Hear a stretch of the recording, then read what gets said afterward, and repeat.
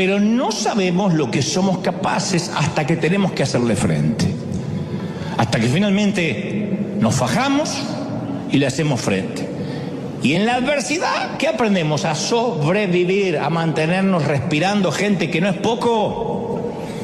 El que no aprendió eso durante el 2020 no estuvo aquí. El 2020 nos enseñó que había que seguir respirando. No había otra prioridad. No era mantener ni la piscina, ni pagarle al jardinero, ni tener una mascota nueva, ni comprarse un bote, los que tenían dinero, o trabajar. Era mantente respirando. Caramba, que no es poco. Trata de respirar. Y apenas teníamos una complicación en los pulmones, ya teníamos un pánico. ¡Ay, me voy! Porque había que respirar. Mantente respirando. Mantente respirando significa tienes que atravesar esta situación, como decía el primer ministro británico Churchill, cuando estés atravesando el infierno, por el amor de Dios, sigue caminando. Nadie acampa en el infierno, tienes que seguir caminando. Dios podría haberle permitido a Abraham que se quedara en Ur, a Moisés que se quedara a vivir plácidamente en la corte del faraón como si fuera el príncipe Carlos en Buckingham. Podría haberle apartado a David de Goliat, que nunca se lo encontrara, a Sadrach, Mesach y Abednego del horno de fuego, a Daniel le podía haber quitado el foso de los leones, a Elías le podía haber evitado conocer a Jezabel, esa hermosa mujer, a Nehemías de la cautividad, podía haberle a Juan el Bautista evitado a Herodes, a Esther de ser amenazada, a Jeremías de ser rechazado, a Pablo de naufragar. Pero Dios utilizó todo ese crisol de pruebas, ese tamiz, ese colador, para producir en ellos perseverancia, resiliencia, carácter. Y permíteme ser brutalmente honesto, que no es lo mismo que bruto y honesto. Brutalmente honesto. Porque uno creen que hay que ser bruto y honesto y ofenden a todo el mundo. No, brutalmente honesto. Es un tema de semántica. Yo, como todo el mundo, detesto las crisis. No voy a hacer una apología en favor de las pruebas, yo las detesto. No tanto por lo profundo del dolor, sino por lo mucho que dure ese dolor. Yo sé que gracias a las crisis me imagino, que me he vuelto y me sigo volviendo más humilde, más sabio, más flexible, más comprensivo, porque eso producen las crisis. Pero a mí me deja un mal sabor de boca. No creo que haya alguien acá que diga, a mí me encantan las crisis, no creo. A menos que le guste que le peguen con un látigo y otras cosas.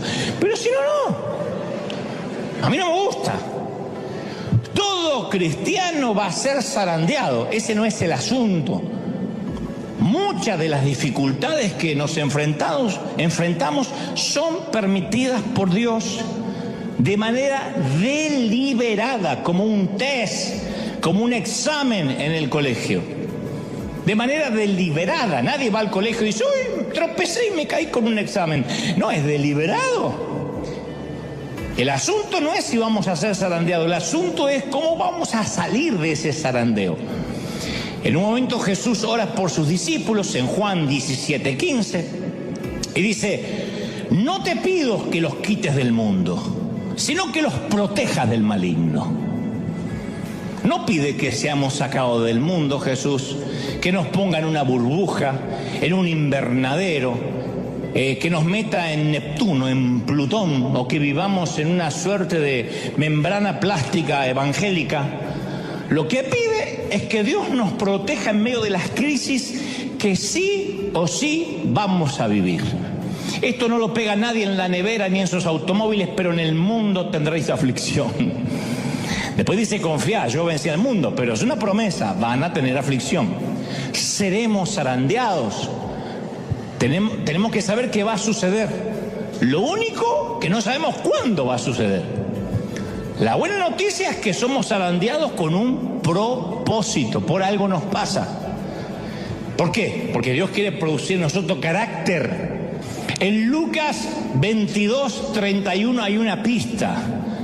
Simón, mira que Satanás ha pedido zarandearlos a ustedes como si fueran trigo.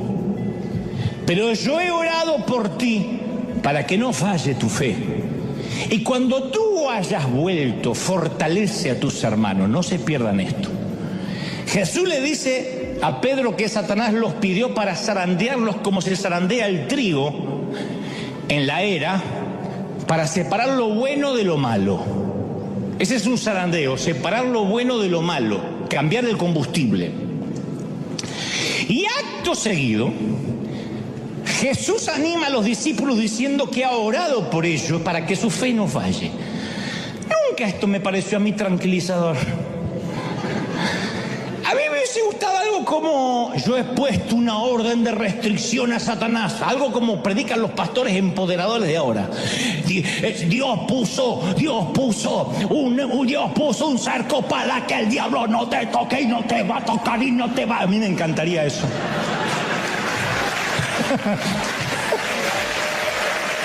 A mí me...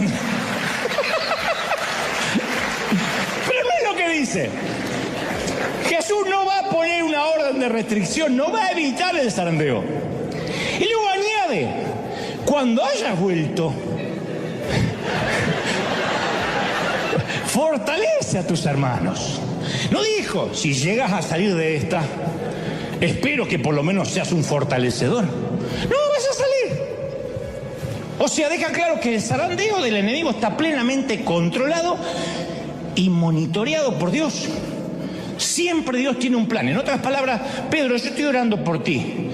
He intercedido a mi Padre y hemos concluido en lo siguiente: vas a negarme 3 veces, vas a llorar, cuando llores te vas a arrepentir, cuando te arrepientas te vas a convertir en una roca, y sobre esta roca, sobre ese carácter voy a edificar mi iglesia. ¿Está claro? Chao, que la pases lindo. Notemos quién tiene el control.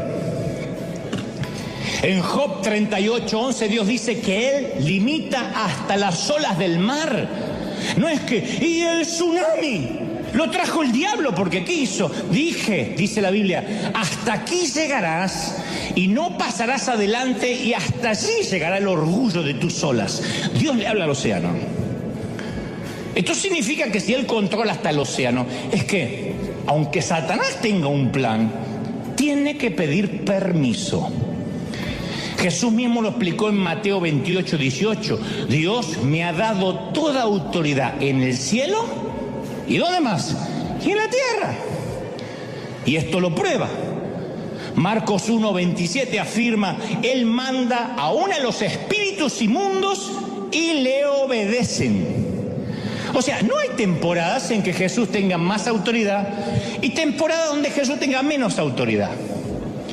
El lobo no puede tomar la oveja sin el permiso del pastor, y el pastor solo va a permitir cierto ataque si el proceso a la larga valga la pena. ¿Estamos hasta ahí, sí o no? Entonces, ¿cuál es el propósito de la prueba de Pedro?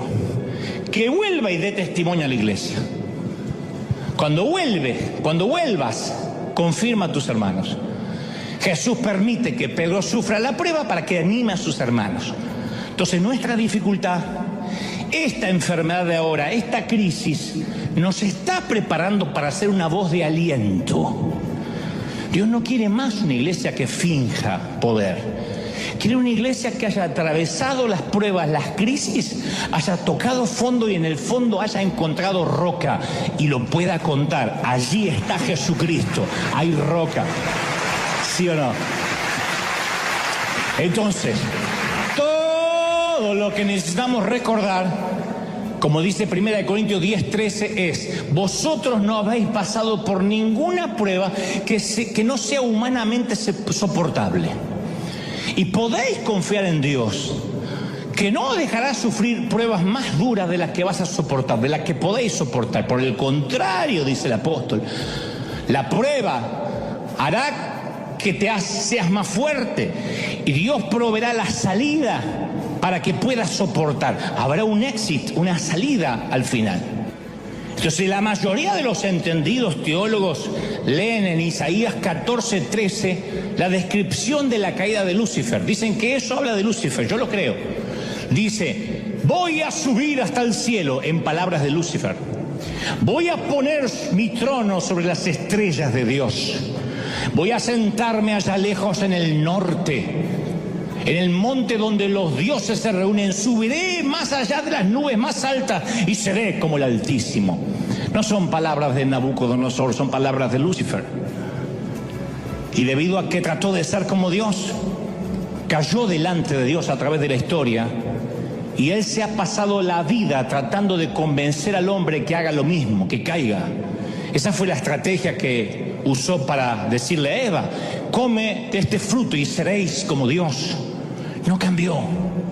Es tan egocéntrico ahora como lo era entonces. Es tan necio ahora como lo era entonces. Es tan limitado ahora como lo fue entonces. No lo olvide, todos los ángeles son inferiores a Dios, todos. Dios es omnipresente, está en todas partes a la vez. Los ángeles no pueden estar en todas partes a la vez. No pueden reproducirse, son asexuados. De manera que los ángeles que cayeron nunca se reprodujeron, la humanidad siempre fue creciendo. Son demasiado pocos demonios para tanta gente. Por eso es muy petulante decir: anoche el diablo me atacó. ¿Qué te va a atacar el diablo si no sabe ni sabe dónde vive por ahí? No, son las obras de la carne, son tus consecuencias. Pero el diablo no puede estar en todas partes. Dios es omnipotente. Los ángeles tienen el poder que Dios permite que tengan. Dios es omnisciente, todo lo sabe. Los ángeles saben solo lo que Él quiere que les sea revelado. ¿Sí? Y Satanás es un ángel caído. Eso incluye a Satanás, es inferior a Dios. Y aunque los religiosos se rasguen las vestiduras, Satanás sigue estando al servicio de Dios. El diablo es tan siervo en su rebelión como lo era en los días de su obediencia. Por eso mismo Martín Lutero es el que puso este título. Martín Lutero llamó el diablo de Dios. Claro que el timador preferiría engañarnos y hacernos pensar que él es una fuerza independiente, con un poder ilimitado, pero él solo tiene el poder que Dios le permite tener.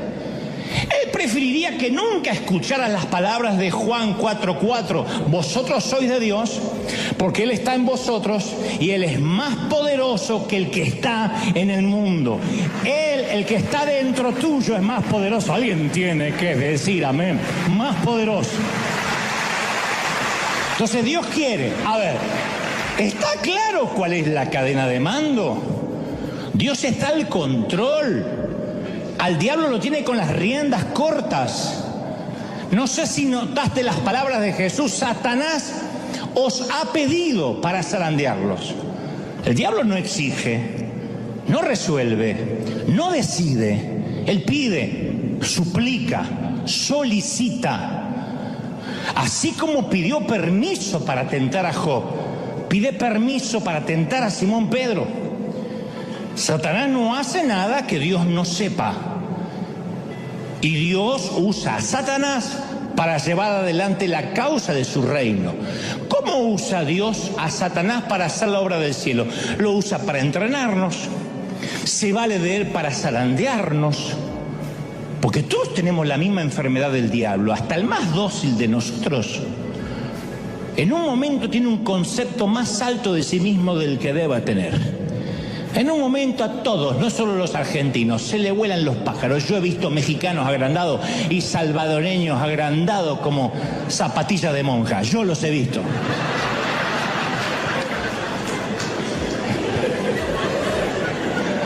Tal parece que Pablo también.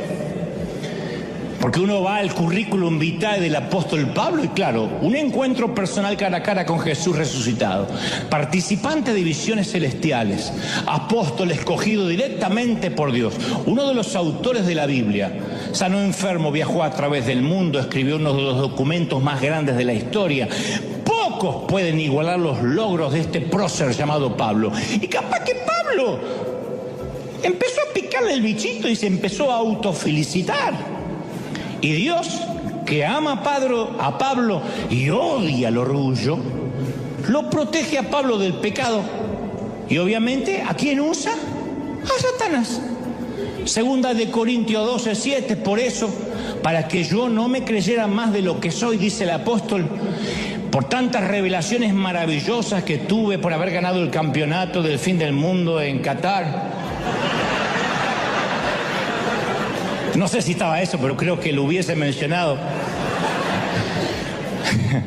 Se me ha dado un sufrimiento, una espina clavada en el cuerpo, un emisario de Satanás que vino a maltratarme. No se nos dice la naturaleza de su espina, pero se nos dice el propósito, el origen, para que Pablo siga siendo humilde. Un emisario de Satanás. El emisario pudo haber sido un dolor, una debilidad, una persona que le causaba aflicción, pero sí sabemos que ese emisario lo controlaba Dios. 3 veces le pedí al Señor, no dijo, me puse a reprender al diablo. 3 veces le pedí al Señor que me quitara el aguijón. Y el Señor me dijo, que te baste mi gracia, mi poder se perfecciona en tu debilidad. No te lo voy a quitar. El emisario estaba mandado por Dios, no te lo voy a quitar. Dios podía quitarlo, pero le dijo al emisario, te quedas ahí. Está descrito como un león rugiente que acecha para devorar a la gente.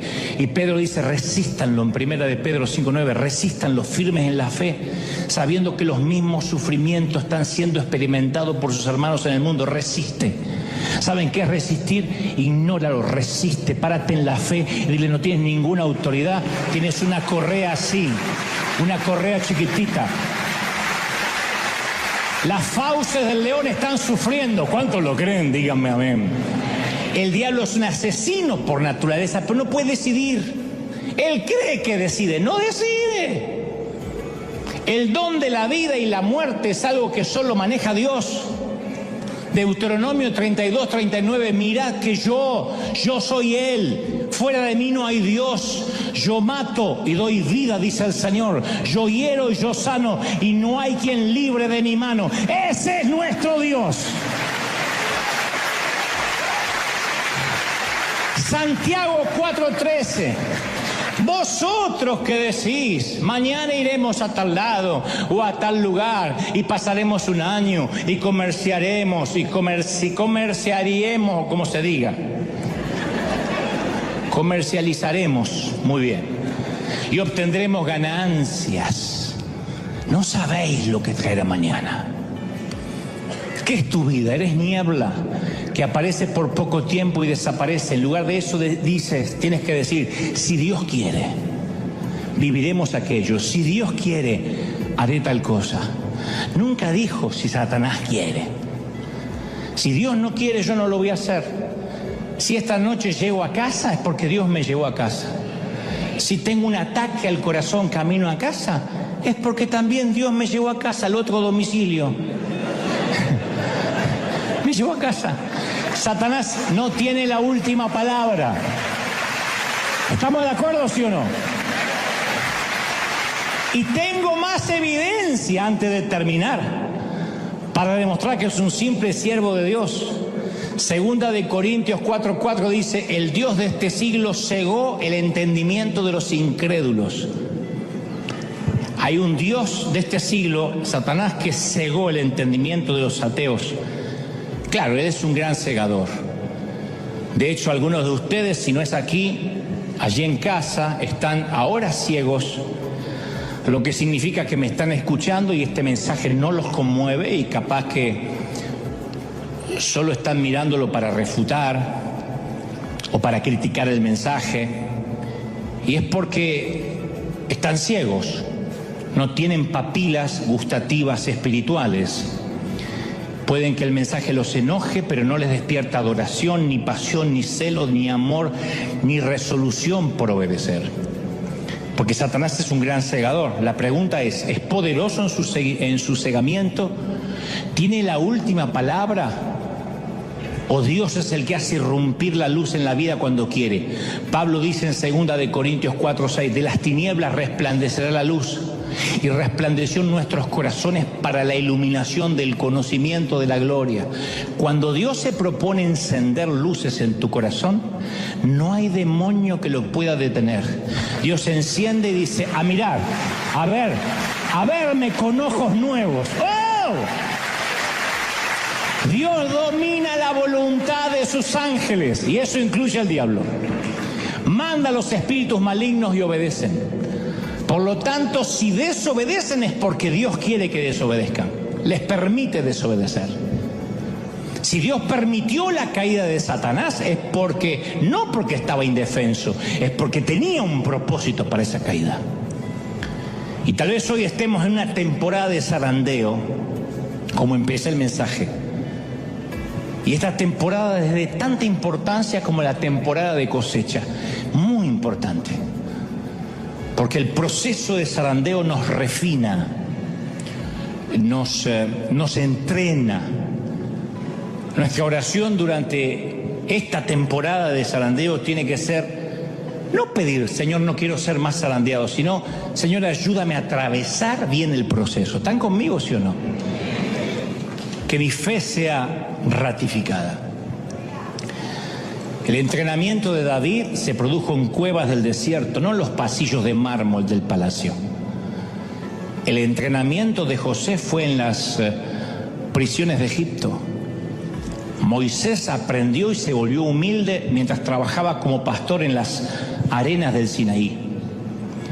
A Jacob se le asignó el profesor Labán como instructor por 14 años. Y cada uno de estos líderes, cuando se enfrentó a un reto difícil, tuvo la oportunidad de vengarse, de negarse, de echarse atrás o escapar. No hicieron nada de eso. David se convirtió en uno de los mayores reyes que tuvo Israel. José se convirtió en el segundo hombre de autoridad de Egipto. Moisés sacó a 2 millones de personas o 3 millones de personas de la esclavitud. Jacob se convirtió en el padre de las 12 tribus y ayudó a poner los cimientos para la gloriosa venida del Mesías. ¿Dónde? En el zarandeo, en el cambio de combustible. Obviamente a todos nos gusta una vida normal, sin alteraciones. Pero a todos, sin excepción, en algún momento nos llega una temporada de crisis. Quien diga a mí nunca me llegó una temporada de crisis, o está mintiendo o vive dormido, porque la crisis llega. Tal vez un colapso económico, un ser amado que parte a la eternidad. Antes de tiempo, cuando digo antes de tiempo, es que no se va de viejito, sino que un accidente, un infortunio, una tragedia nos lo quita. Nos descubren en un análisis de rutina que tenemos un tumor maligno que hay que empezar a tratar. O nuestro hijo toma un camino que deshonra todo aquello que le enseñamos y todo aquello en lo cual creímos, y de repente nos deshonra. No queremos ni que miren las redes sociales de nuestro hijo porque nos avergüenza. Cierta vez yo conocí a una mamá que el bebé que tenía en su vientre le habían diagnosticado grandes defectos cognitivos y los amigos no sabían qué decirle. Entonces algunos decían, no, el bebé está sano, tienes que confesarlo, tienes que tener fe, y oraban por la pancita de la mamá y todos se pusieron a orar y el bebé no nació sano, como suele pasar. Entonces algunos decían, miren que los ateos, los inconversos los están observando, no lloren, no se entristezcan, muestran que tienen gozo y victoria. Otro decía, Dios los debe amar mucho, los ama demasiado, por eso les dio un hijo retardado, porque los ama mucho. Ni siquiera te voy a decir lo que sintió esta pareja con ese comentario tan ridículo, ¿no? Lo que les provocó.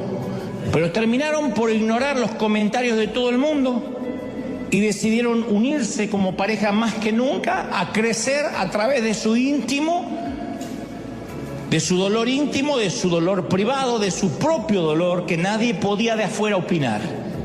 Hoy ellos afirman que no renunciarían a ese crecimiento maravilloso que tuvieron como pareja, como familia, por tener un hijo más saludable, no lo cambiarían. Y no lo dicen como resignados, ellos dicen que esa experiencia los hizo mejores personas, sacó la mejor versión de sí mismos. Claro, a nadie le gusta ver a un hijo enfermo, o con una minusvalía, o limitado, pero cualquier crisis, sea lo que sea, nos lleva a un embudo, a una pregunta. ¿Sobre qué puedo edificar mi vida de manera que las circunstancias no me roben la felicidad? ¿Sobre qué tiene que estar edificada mi vida para que pase lo que pase yo siempre siga teniendo gozo? Los investigadores observaron que las personas que son capaces de enfrentar la adversidad terminan siendo más fuertes que antes. Hay toda una generación de cristal que se ofende por cualquier cosa, que un vientito ya, ay, sí, no voy mal a la iglesia porque me miraron mal, me sacaron mi asiento. Que acá no pasa, pasa en el otro servicio. Pero hay otra generación que se ha hecho fuerte, a fuerza de que de golpes.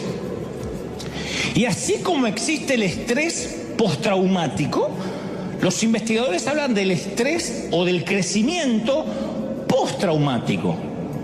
Del crecimiento postraumático, los traumas que hacen que nos desarrollemos, que tengamos otro carácter. Y estos investigadores sostienen que la adversidad conduce al crecimiento. La adversidad nos hace fuertes, o sea, la adversidad nos lleva a crecer más que ninguna otra cosa que pueda existir. La adversidad es lo que nos hace crecer.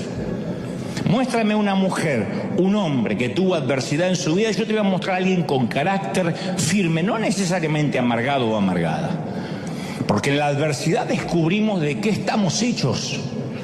Un líder, ¿cómo se muestra un líder? Y en tiempos de pandemia, en tiempos de tempestad, de zozobra, en tiempos de los vientos golpean la barca, ahí es cuando se para un líder.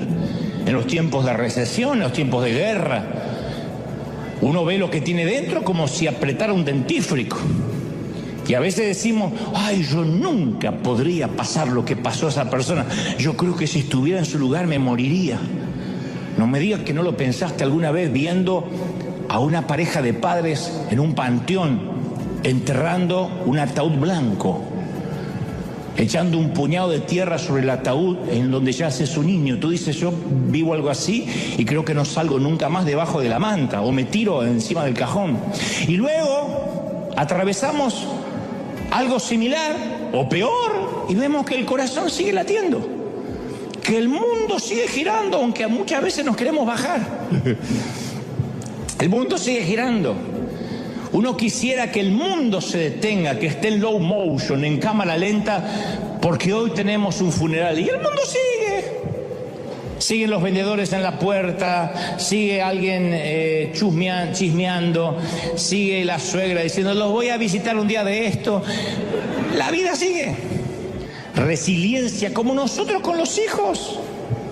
A ver, hijo, prueba de hacerlo tú solo, hasta para enseñarnos a andar en bicicleta. Yo recuerdo cuando no me caí de la bicicleta, me caí de la confianza. Mirá qué profundo. Mi papá dice, vamos a andar en bici. Yo tenía las rueditas esas que están atrás que te sostienen. Y mi papá dijo, ya es hora de quitar las rueditas. Tienes 18... No, 5 o 6 años. Bueno, pero si me vas teniendo, y mi papá me iba teniendo así, vamos, vamos, vamos. Nunca me sueltes, nunca me sueltes. Jamás, me dice mi papá. Me doy vuelta, mi viejo allá con mi hermano hablando. Y dice, ¡ey! Y me caí. No me caí de la bici, me caí de la confianza. Entonces, recuerdo que eso me enseñó a mantener el equilibrio, a que no podía pretender que papá fuera toda la vida sosteniéndome la bici detrás mío. Y como eso, un montón de avatares de la vida que iban a venir, que tienen que ver con el carácter. Y los que hemos sido zarandeados, salimos del proceso más sabios, poquito más sabios, porque conocemos nuestras debilidades, nuestros puntos fuertes, nuestros puntos débiles. Mira, yo te voy a revelar el secreto más guardado del liderazgo cristiano, y con esto me van a querer quemar mis colegas, pero te lo voy a revelar. Antes de revelarte ese secreto, te quiero contar que para ciertos motores, si acaso la mayoría, existen muchos combustibles. Muchos. La gasolina es un combustible volátil. Los autos que compiten para ganar carreras quieren que tenga la gasolina más combustión y le añaden óxido nítrico a la mezcla para que tenga más combustión, más explosión. El petróleo es otro combustible, aunque no tan explosivo como tampoco lo es el diésel que usan los tractores. Algunos combustibles son muy buenos y otros son destructores. Todos son inflamables por naturaleza, todos producen cantidades incalculables de energía, porque hay algunos que van destruyendo el motor por dentro y le van acortando la vida cada vez que lo encienden. Por eso los motores de los autos que corren carrera tienen que ser rectificados continuamente, cambiados continuamente, porque los va comiendo por dentro. Y este es el secreto más guardado del liderazgo cristiano. Cuando comenzamos a servir al Señor, no todos usamos el mejor combustible. Por ejemplo, algunos usan un combustible llamado codicia, que puede mover a una persona y a un ministerio completo por años. Su gasolina es la codicia: quiero más, quiero una iglesia más grande, quiero más dinero, quiero más autos, quiero más vacaciones. Hay otros combustibles como la inseguridad, el orgullo, el espíritu de competencia, la necesidad de reafirmación, que me vean, el que dirán. Y esas cosas pueden mantener a los líderes en pie algunos años, pero no logra producir en ellos carácter ni mantenerlos hasta el final. Son los que preguntamos por ellos y ya no sabemos más. Están 2 años, 5 años, 10 años en el mejor de los casos, y después no nos enteramos más de ellos, porque la gasolina los consumió por dentro porque no era la correcta. Filipenses 1:15 dice: algunos a la verdad predican a Cristo por envidia y por contienda, dijo Pablo, otros de buena voluntad. Pero algunos tienen como gasolina la envidia. Algunos salen a predicar todos los días por contienda. Me voy a parar tras el púlpito a atacar a aquel pastor. Y predican. Y la palabra no vuelve vacía, y algunos son tocados, pero su combustible los va corrompiendo por dentro, los corroen. Y algunos son tan poderosos, esos combustibles, que los líderes los sacrifican todo en el altar que ellos mismos crearon en su ego, a su ego. Y los va consumiendo. Ahora, todos queremos servir a Dios, pero en el fondo, todos en algún momento hemos usado diferentes tipos de combustibles. O sea, dentro del plan de Dios, el diablo es un simple servidor, nos guste o no, le guste o no. Digo nos guste o no porque hay algunos religiosos que no les gusta darle mucho poder al diablo. Ahora, convengamos que el diablo no quiere ser servidor de Dios. No se levanta a la mañana, se pone los cuernos y dice: qué gana de servir a Dios. No es así. No tiene la intención de servir a los propósitos de Dios. Nada le gustaría más que levantar su propio reino. Pero no puede. No puede tener total autonomía, no puede. Y cada vez que el pobre procura el progreso de su propia causa, termina promoviendo la causa de Dios. Ese siempre fue el patrón del diablo en toda su existencia. ¿Se acuerdan de Sara, la esposa de Abraham? Dios le prometió un hijo, ella no podía tener hijos, era estéril. No solo ella tenía un problema, también era el problema de la vieja y del viejo, porque había que haber doble milagro, y ustedes me entienden. Durante mucho. ¿Qué hizo Satanás? Usó la cuna vacía para agitar la tensión, la disensión, la duda. El enemigo quería que Sara no confiara en Dios. Y le salió el tiro por la culata. Porque la maternidad de la anciana de 90 años dejó un legado a las generaciones que dice que Dios siempre guarda lo mejor para el final. Que aun cuando estés viejecito, viejecita, Dios te puede sorprender.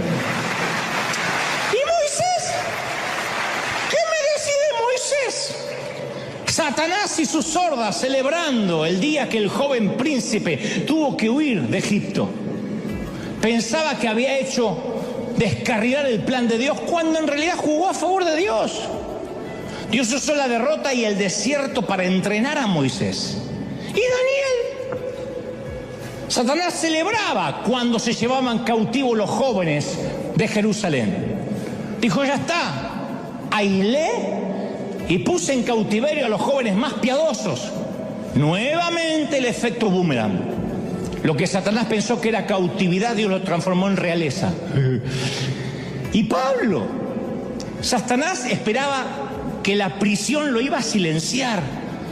Y sí, la prisión silenció su púlpito, pero desató su pluma.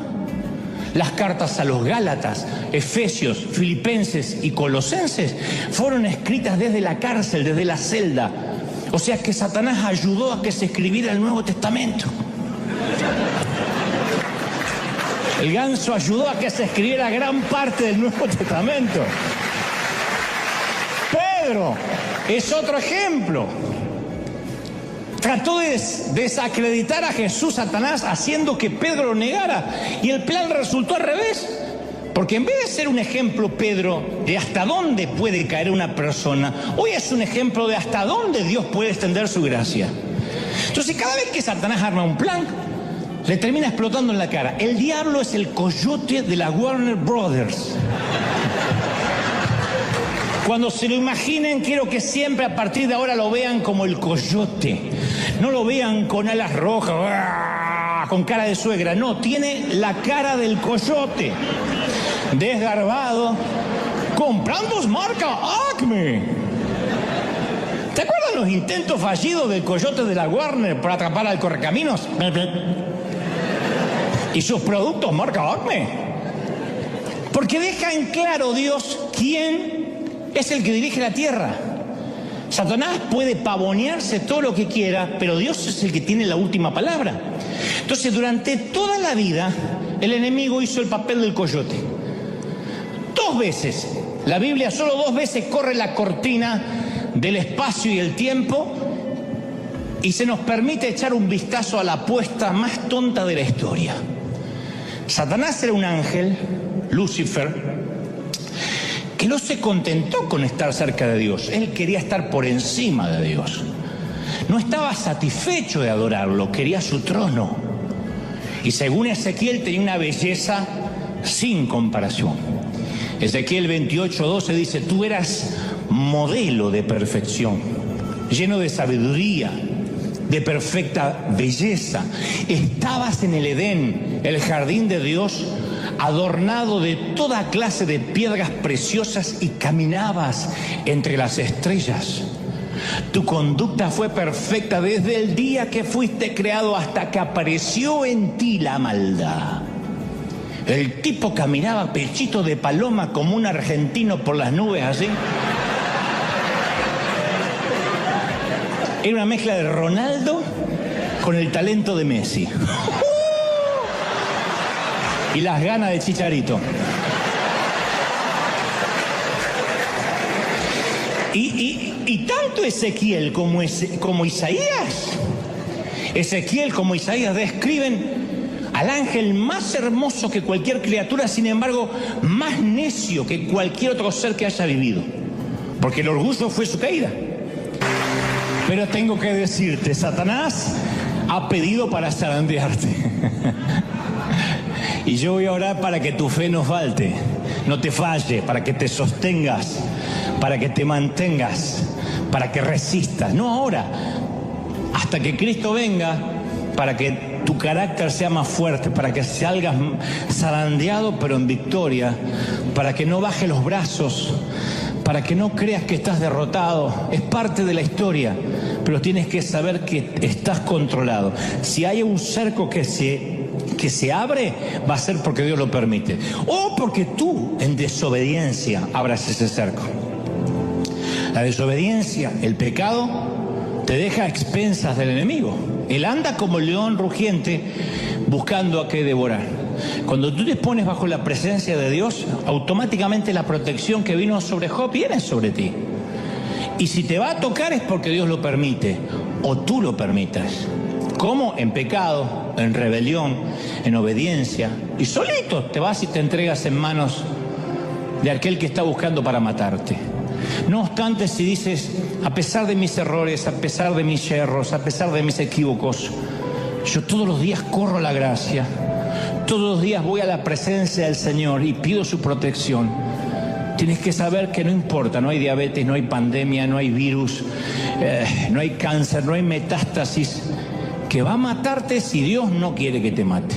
Si Dios te quiere llevar de algo, te va a llevar. Con algo te va a llevar. Algo se va a valer para llevarnos. Pero eso no viene porque Dios se descuidó, porque estaba ocupado. Es propósito de Dios. Es maravilloso saber que uno está viviendo en el propósito de Dios. Es maravilloso. Nada va a pasar que Dios no lo disponga. El avión no se cae si Dios no quiere que se caiga. Si hay un propósito, eso te hace vivir la vida en paz, con felicidad, con gozo, perderle el miedo al enemigo. Es un ángel inferior, ni es omnipotente, ni es omnisciente, ni es omnipresente, y si hace algo, insisto, lo repetiré otra vez, es porque Dios le permite que lo haga. Y le dice, hasta aquí, cuidado, porque yo le voy a dar la salida para que pueda soportar, porque es mi hijo, lo estoy procesando. ¿Está recibiendo esta palabra, sí o no? ¡Impresionante!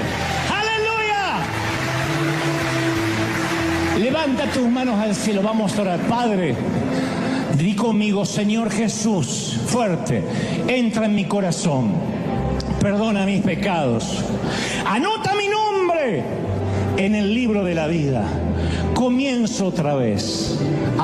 Y yo sé que por ahí a alguno aquí todavía le cuesta imaginar, o te cuesta imaginar que lo que estás viviendo podría resultar en algo bueno. Tú dices, no me digas, ¿de verdad? No inventes. Lo que yo estoy viviendo me estás diciendo que es el diablo con permiso de Dios. Me estás diciendo que estoy en un ambiente controlado para algo. Y capaz que te cuesta concebir que esa enfermedad, que esa deuda, que esa muerte puede ser un instrumento para algo digno. Y si te cuesta todavía, te doy el último ejemplo para terminar. Yo no voy a minimizar tu crisis, pero en comparación a la que te voy a contar, tu crisis es una fiesta. Un Salvador sin pecado fue cargado de pecado. El autor de la vida lo pusieron en la cueva de la muerte. La victoria de Satanás parecía segura y por fin el diablo iba ganando por diferencia de goles. No solamente había goleado, sino que había clavado el esférico en el ángulo, pasando por encima al mejor jugador del mundo que lo había dejado tendido en el suelo. A Satanás le había salido el tiro por la culata con todo, desde Sara hasta Pedro, pero ahora le había salido las cosas bien. Todo el mundo había visto su victoria y él ya estaba haciendo el bailecito de la victoria. Sin embargo, de repente se ilumina el sepulcro al tercer día, retumba la roca y Satanás supo que lo habían timado otra vez. Una vez más había sido la herramienta en las manos del hortelano. Aunque un día se rebeló, el pobre desgraciado nunca dejó de ser el diablo de Dios. ¿Te imaginas cómo pierde la autoridad con sus ángeles? Porque dicen, jefe, cada vez que usted hace algo sale al revés. Se pasó todo el tiempo pensando que había derrotado el cielo y en realidad lo había ayudado. Dios quería probar su poder sobre el pecado y la muerte y fue exactamente lo que hizo. Y adivina quién lo ayudó. ¿Quién crees que instigó a Judas para que lo entregue? A los fariseos para que pidan la cruz y a los romanos para que lo ejecutaran. ¿Quién fue? ¿Quién crees que ayudó? El otro siervo, el viejo coyote, el legendario el coyote, trabajó para Dios en el gran plan de salvación. Y una vez más al coyote le explotó la dinamita en la cara. Solo que esta vez el cielo no es que logró algún gol en la mínima diferencia. Esta vez el diablo de Dios hizo un autogol, un gol en contra, y le dio al cielo nada menos que el campeonato para el resto de toda la historia. El otro siervo siempre está al servicio de... Alguien tiene que celebrar y aplaudir por eso. Alguien tiene que aplaudir más que eso. ¡Aleluya! Vamos, celebra, celebra, celebra al Rey.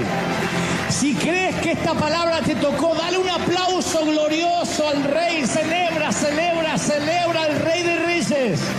¡Aleluya! He aquí Dios nos dio toda autoridad. ¿Tú lo crees?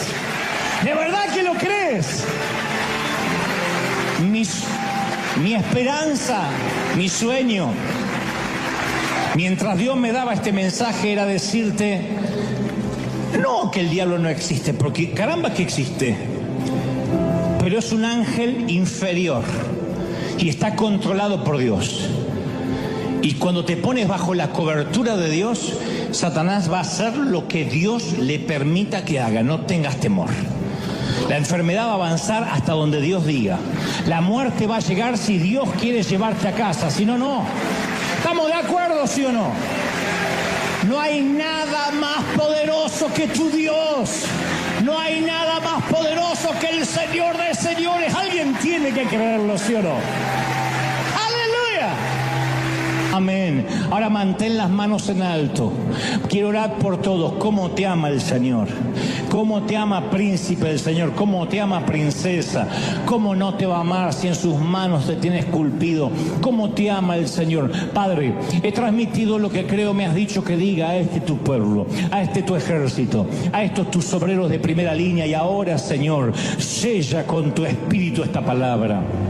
Todos orando, todos clamando al Señor. Diga, Señor, yo quiero que esta palabra se selle en mi corazón. Te vas a ir de aquí viendo a un Dios poderoso y a un débil coyote pidiendo permiso. Y eso abrirá los ojos. Y eso te traerá una nueva dimensión de fe, una nueva dimensión de espíritu, una nueva dimensión de espiritualidad. Padre, ahora sopla del norte, del sur, del este y del oeste tu gloria como nunca antes. Yo proclamo, yo declaro que los mejores días están por venir, que tu bendición es mayor, que tu gloria es mayor, que hay gloria aquí en casa. Estoy orando por los que miran ahora, de otras partes del mundo, de Asia, de África, de Europa, de Oceanía. Ahí está el Señor, ahí está sosteniéndote. No te entregues, mami, no te entregues, papá. Hijo, no baje los brazos, dice el Señor. Yo estoy contigo, no te entregues.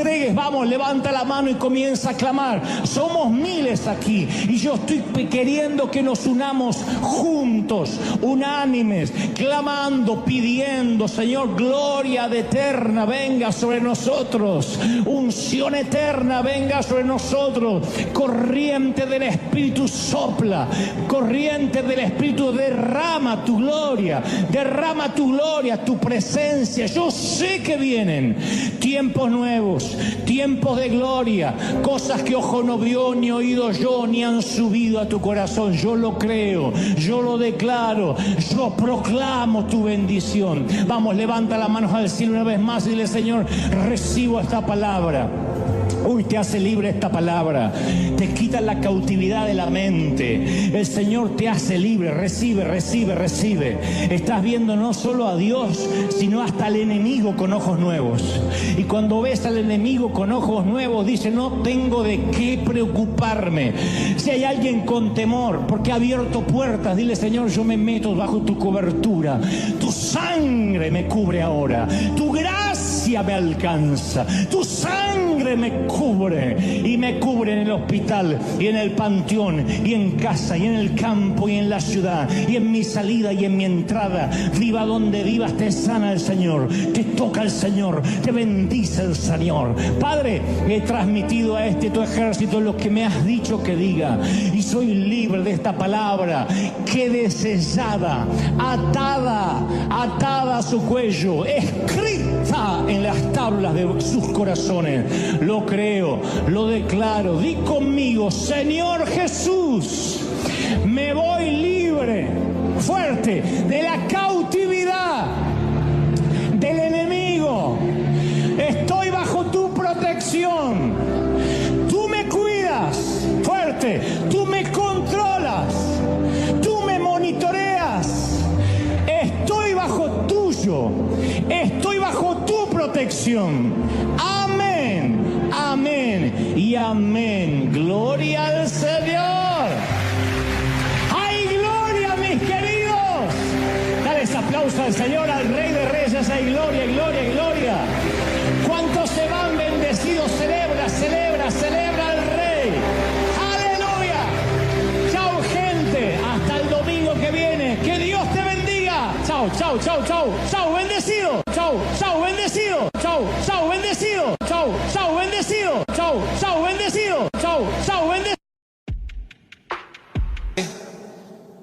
No te asustes por la noche, porque la noche es para descansar. Te dicen cosas tales como deja la luz encendida y tú dices no, hay que apagarla. No, pero tengo miedo. No tengas miedo, la noche se hizo para descansar. Si fuiste niño, en algún momento dijiste cosas como no quiero que se haga de noche, no me gusta. Como que las ganas de jugar continúan a pesar de que el físico no nos da más. Si fuera por nuestros niños más pequeños, ellos no tendrían noche nunca, no descansarían nunca porque dicen, oh, otra vez hay que dormir. Mientras que algunos adultos depresivos admiran, sueñan, ambicionan la cama con esperanza.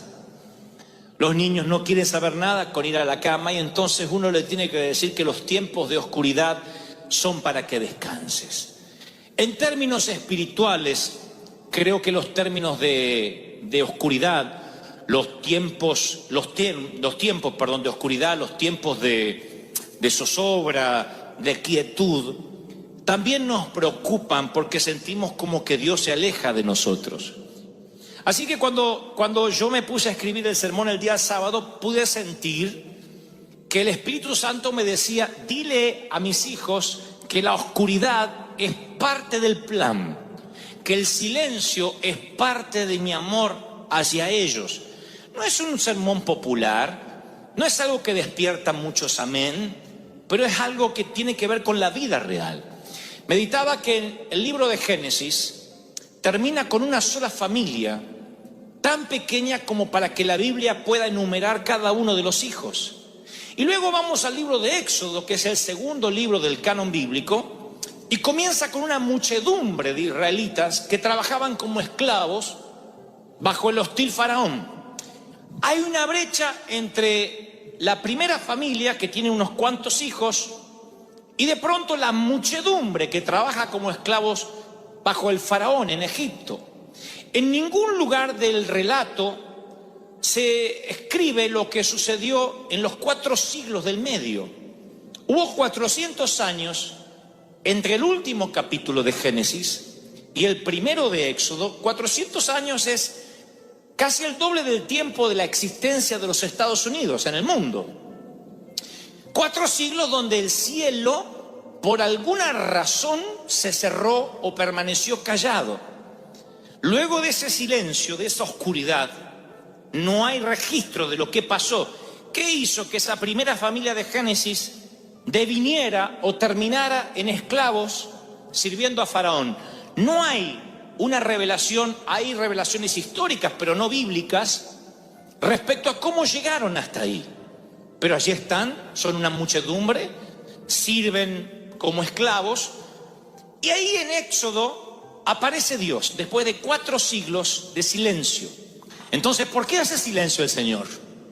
¿Por qué a veces despliega su poder y hay momentos que por 4 siglos hace silencio? ¿Por qué? Porque creo que el silencio tiene que ver con su amor.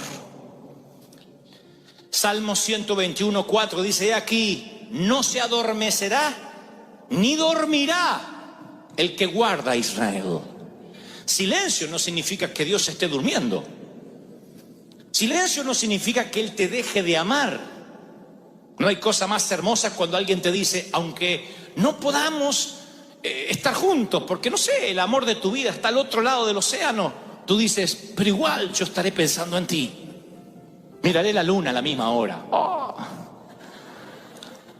¿Por qué? Porque no se adormecerá mi amor, aunque no estemos juntos, aunque no me oigas, dice el Señor, yo te sigo amando. Salmos 3:5 dice, yo me acosté, oigan esto para los chicos y para los grandes, me acosté y dormí, pueden agregar, y ronqué como un hipopótamo, y desperté, porque Jehová me sustentaba. ¡Aleluya!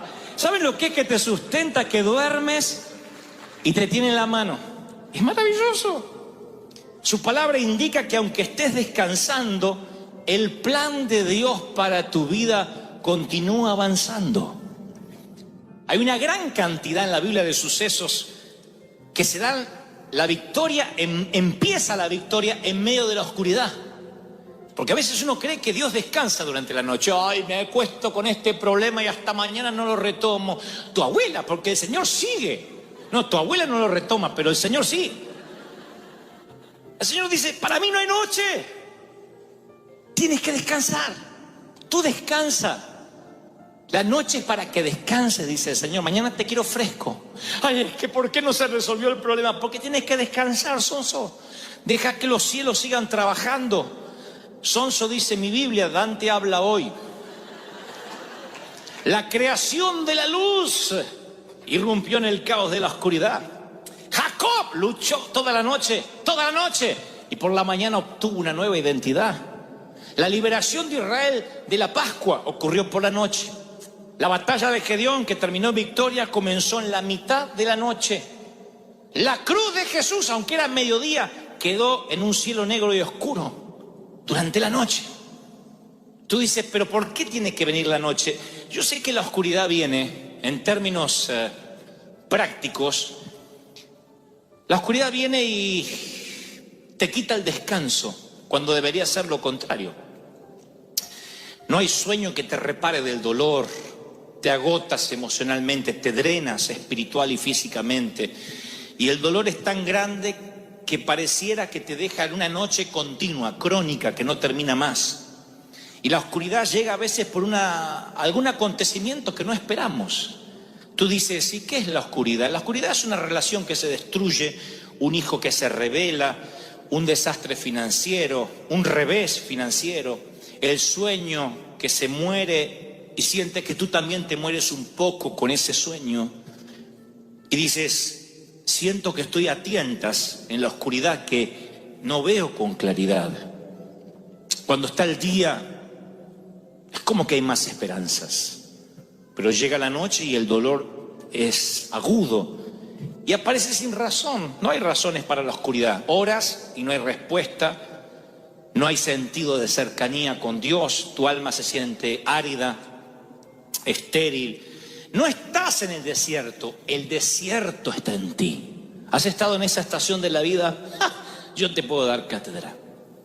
Hablo de esa enfermedad, hablo de ese revés financiero, hablo de aquel problema en los sentimientos, en el corazón. Hay momentos donde nuestra vida se tambalea y creemos necesariamente que es una intervención satánica, diabólica. El diablo se metió a arruinar lo que Dios estaba haciendo. Y no siempre es así. Las plagas de Egipto son permitidas por Dios. Él dice, yo endurecí el corazón del faraón. Les hablé de esto hace unas semanas. No estoy hablando de un Dios castigador, un Dios que te puede meter en crisis hasta quebrarte, porque Él sabe hasta cuánto puedes resistir. Él sabe de qué estás hecho y sabe qué es lo que te va a forjar el carácter, qué es lo que te va a hacer fuerte, qué es lo que te va a hacer invencible ante futuras crisis, ante futuras pruebas. Pero esos valles tienen que estar. Uno de los valles, una de las oscuridades que siempre te recordaré, es la que la Biblia describe como el valle de lágrimas. Literalmente el Salmo 84:5. Este es el valle, la oscuridad, donde vas solo y debes atravesarlo. Tiene que ver con los valles de la vida real. La Biblia dice que la vida va a tener estos valles. Así que hay un valle al que vas solo, hay uno al donde Dios te lleva y otro que ocurre a causa de tu llamado. Pero el primero es uno que va solo, es la oscuridad que te lleva ahí porque tiene que anochecer para que también amanezca el día siguiente. ¿Me están siguiendo, sí o no? Dice la Escritura, Salmo 84:5, dichoso el que tiene en ti su fortaleza, que solo piensa en recorrer tus sendas. Cuando pase por el valle, por la oscuridad de las lágrimas, no se pone ahí a decir, ay, es que no voy a salir.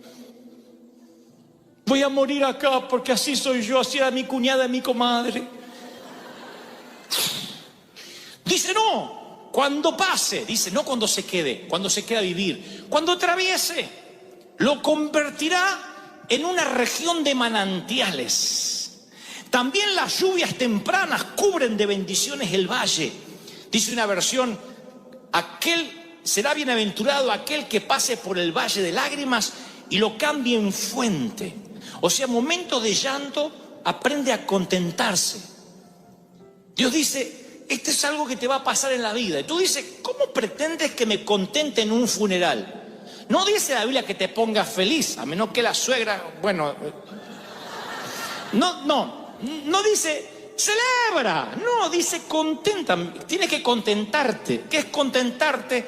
Saber decir gracias por lo que me permites pasar, porque aunque me duele, aunque lastima a los fueros más íntimos de mi alma, sé que esto me va a fortalecer y mañana voy a tener fuerzas para lo que viene. Sé que algo Dios me quiere enseñar con esto. Es mi Patmos, es mi isla de destierro, pero es aquí donde Dios va a abrir un vórtice y donde el lugar que yo creo que es territorio hostil, lleno de alimañas, Dios lo va a convertir en un sitio de comunicación divina. ¿Están recibiendo esto, sí o no?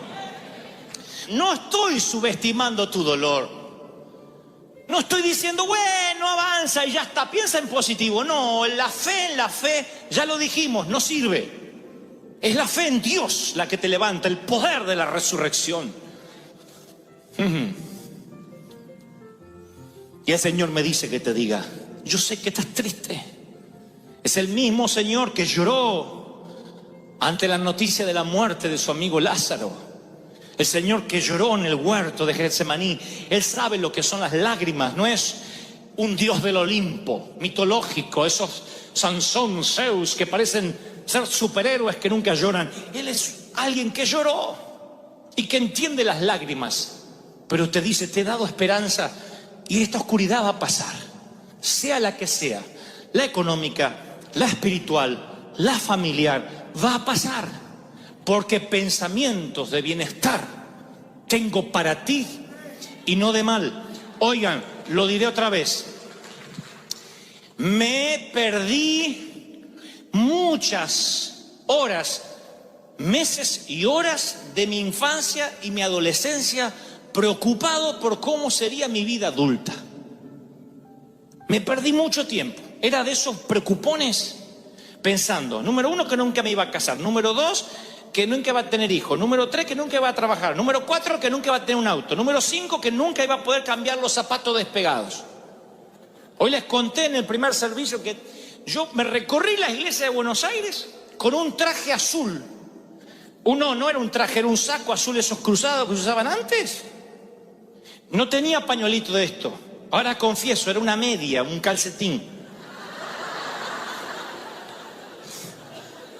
Nunca nadie me dijo que lo sacara, sino hubiese salido así con... Pero era coqueto. Antes muerto que... El tipo andaba con la media. Estaba limpita, no es que... Estaba limpita. Yo pensé muchas veces que nunca iba a tener un traje más. Muchas veces pensé que a lo sumo cambiaría de calcetín, pero nunca tendría un pañuelito de estos.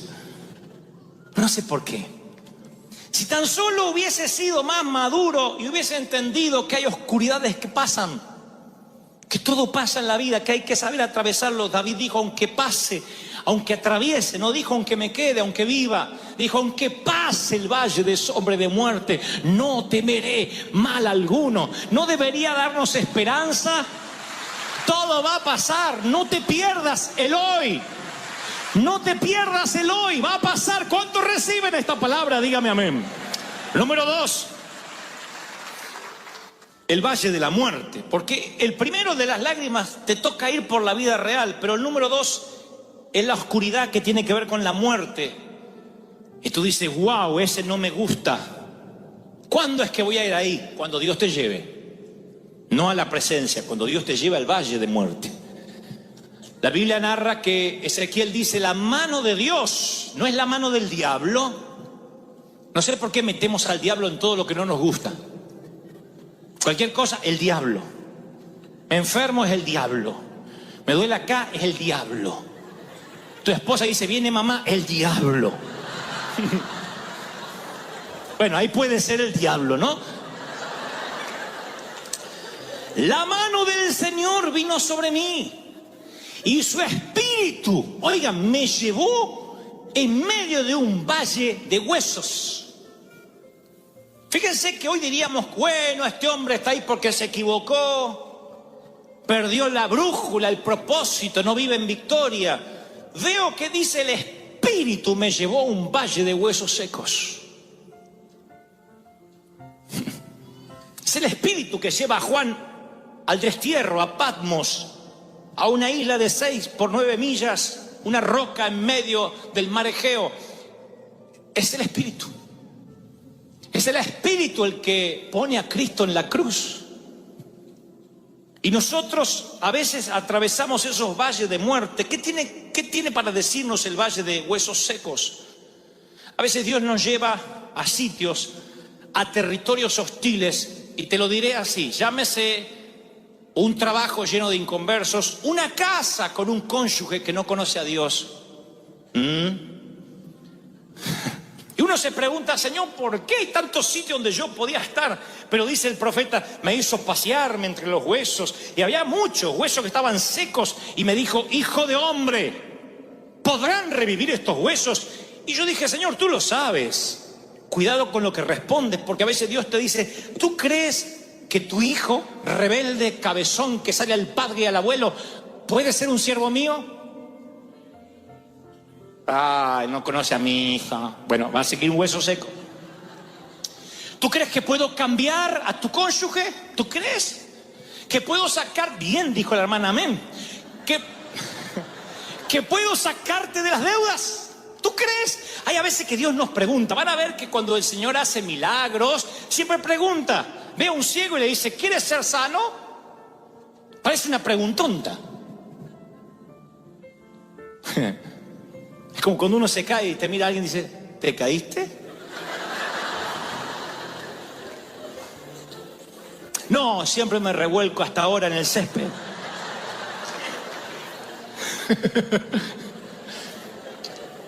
¿Por qué el Señor preguntaría: ¿tú crees que pueden revivir estos huesos? Y entonces me dijo: profetiza sobre estos huesos y dile: así dice el Señor, yo daré aliento de vida, soplaré de mi espíritu y viviréis. Les pondré tendones, haré que salga carne, los cubriré de piel, les daré aliento de vida, van a revivir y sabrán que yo soy el Señor. ¡Wow! ¡Aleluya! ¡Aleluya! Entonces te diré, número 2, tú vas a las oscuridades de los valles, o al valle de los huesos secos, con un solo propósito: profetiza sobre lo que está muerto. No digas: Señor, si es tuyo que reviva. Profetiza. ¿Recuerdan lo que el Señor nos dijo? No le hables a Dios acerca de la montaña. Señor, hay una montaña delante mío. Esa no fue la orden. Dios nunca dijo: cuando te encuentras ante una montaña, órame a mí para que yo te la quite. Él dijo: dile a la montaña, muévete. Háblale de Dios a tu montaña. Dile: muévete, profetiza. ¡Wow! ¿Cuántos están recibiendo esto? Dígame amén. Te paras entre la montaña y le profetizas.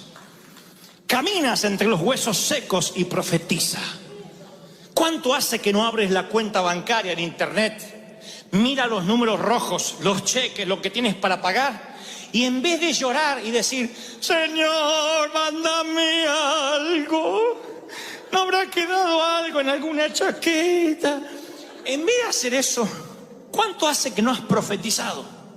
En fe, caminar sobre las finanzas muertas, sobre la quiebra, y decir: en el nombre del Señor profetizo que los recursos vienen, que la providencia se suelta, que los cielos se abren, porque Dios me trajo aquí en el Espíritu para que se revierta.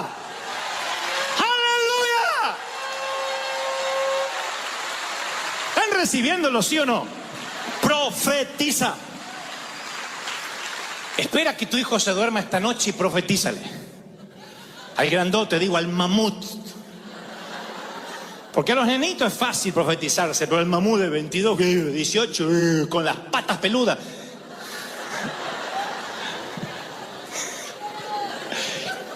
ponle la mano sobre el mamut, mientras que duerma, ni se va a dar cuenta, va a ser así. Y tú dile, profetizo. Te levanta Dios como un siervo suyo, lleno de unción, lleno de poder, como madre, como padre. Yo veré la gloria de Dios en tu vida. ¡Ja, ja! ¡Wow! ¿Se dan cuenta? ¿Qué hubiese pasado si el profeta hubiese dicho, bueno, no sé, son demasiado secos los huesos?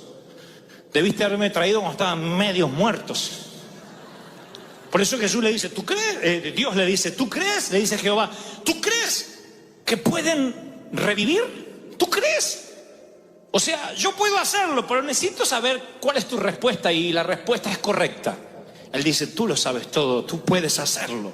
Y así ocurre el milagro. Debes profetizar para salir de tu segundo valle de la oscuridad. Y luego, para finalizar, hay otro. Es el menos popular, pero sé que muchos de ustedes han estado allí, me lo ha mostrado el Espíritu Santo. El primero es el valle de la vida real, el valle de lágrimas. Tiempo de reír y tiempo de llorar. Y ese valle de lágrimas hay que convertirlo en fuente, aprender a contentarse a pesar del dolor. El segundo tiene que ver con lo muerto, lo que parece que no va a resucitar. Y allí no opera la fe preventiva, sino la fe de resurrección, la fe que transforma lo que va camino a lo pútrido, lo que va camino a la entropía, a pudrirse, a transformarse en algo que está vivo. Y lo tercero es el valle que viene a causa de la unción. Tengan atención a esto, porque por desconocer esto es que nos convertimos en un evangelio fácil, liviano, playito, donde cuando viene el primer problema se nos va el llamado a cualquier lugar. Tienen todo el llamado para servir en Uganda, en la India, acá y allá. Viene el primer problema, o van a Uganda y tienen que hacer equilibrio en el agujerito del baño y dice, Dios no me llamó para esto. Extraño mi trono blanco.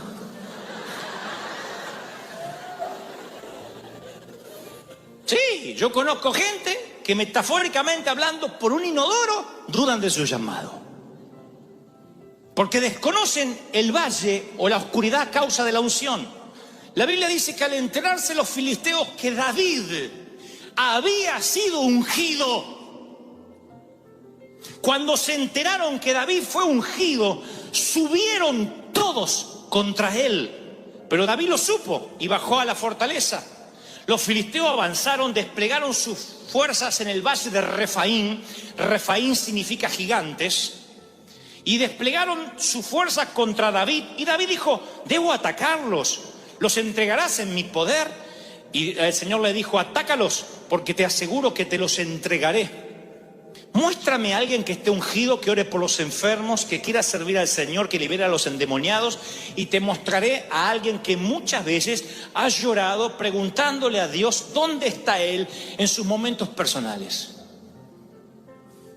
No crean a esos super predicadores que parece que la vida les sonríe y bajan de un carro de fuego a predicar y luego se van otra vez a la presencia de Dios hasta el próximo domingo. No funciona así. Somos humanos, de carne, de hueso. Tenemos decenas de problemas.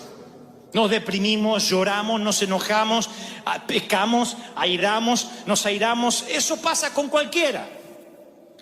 Y es más, cuando Dios te unge, lo he dicho tantas veces, nuevo nivel de unción, nuevo demonio asignado.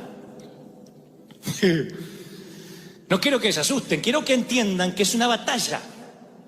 Al enterarse el infierno de que Dios ungió una iglesia en el sur de California, más precisamente en Anaheim, despliega sus raquíticos demonios en contra de los que estén más débiles. Y los que desconocen de que esto es parte de la batalla se empiezan a asustar diciendo, ¿qué estoy haciendo mal? No, estás haciendo bien. A causa de la unción el infierno se está conmoviendo. A causa de la unción el infierno se está levantando. Pero mayor es el que está contigo que los que vienen en contra, dice la Biblia. ¡Wow! ¡Ja, ja! ¡Santo! ¿Están recibiendo esto, sí o no? En cada movimiento de Dios, Satanás está desesperado por contrarrestarlo o destruirlo, antes, durante o después. Cuando Satanás ve lo que va a ocurrir con Moisés, trata de matar todos los niños de esa generación. Arrasa con todos. Es tan torpe, es tan idiota. El demonio, que siempre usa el mismo modus operandi, cuando teme que Jesús nace, hace lo mismo y manda a matar todos los niños. El plan de aborto no es algo de la última era, del último siglo. Satanás ha implementado el aborto una y otra vez, porque cuanto más niños destruya, habrá menos papás profetizando sobre sus cunas y sus camas, y será menos peligro. Él dice: aborta, aborta, tienes que matarlo antes de que la profecía se cumpla. Satanás siempre atacará la profecía. Y cuando hay una profecía sobre la iglesia, vendrán los ataques. Y tú dices: ¿y cómo haré para soportar el embate? Sencillo, tienes que saber que esto es parte del negocio. Si no hay ataques, no estás siendo un peligro. Si no estás representando un peligro para el infierno, entonces sí deberías preocuparte. Pero si tienes ataques, si Satanás se quiere levantar una y otra vez, tienes que saber que cuando él huele la profecía, es porque lo que Dios determinó se va a cumplir, se va a hacer. No hay posibilidad que el plan aborte. Se va a hacer. ¿Están recibiendo esta palabra, sí o no? Cuando el enemigo se levanta es porque es más grande lo que Dios va a hacer. Aunque el enemigo venga como río, el Espíritu de Dios levantará bandera, va a plantar bandera, dice la Biblia. Aunque venga, aunque quiera arrasar. ¿Están recibiendo esta palabra? ¡Aleluya! ¿Reciben algo más? Digan conmigo: algo más, quiero algo más. No importa si estás en el valle de lágrimas, o el de los huesos secos, o el valle a causa de la unción que reposa sobre ti. Nunca creas que Dios te abandonará en ninguno de los tres. Nunca, jamás. Es más, les daré esta revelación por la misma ofrenda. Y los siervos del rey de Siria dijeron: el Dios de Israel solo es Dios de montes, de montañas. Por eso siempre nos vencen. Esto dijeron los sirios. Si hacemos que ellos bajen a la llanura, al valle, ahí los vamos a vencer. Pelearemos con ellos en campo raso y los vamos a vencer, porque su Dios es Dios de montes y Dios de montañas. Satanás dice: este es un creyente de domingo. Vienen a recibir la palabrita y se van. Pero Dios no está con ellos los lunes, ni los martes, ni en los valles, ni en las crisis. Y cuando el enemigo se atreve a decir esto, hay una palabra que debes saber. La Biblia narra que Dios se ofende. Dios, cuando oye lo que los sirios dicen, dice: vino pues el varón de Dios al rey de Israel y le dijo: por cuanto los sirios han dicho, Jehová es solo Dios de montes y no de valles, es solo Dios de día y no de oscuridad, dice Dios: yo te voy a entregar toda esta multitud de enemigos en tus manos, para que conozcan que también soy el Dios de los valles. ¡Oh!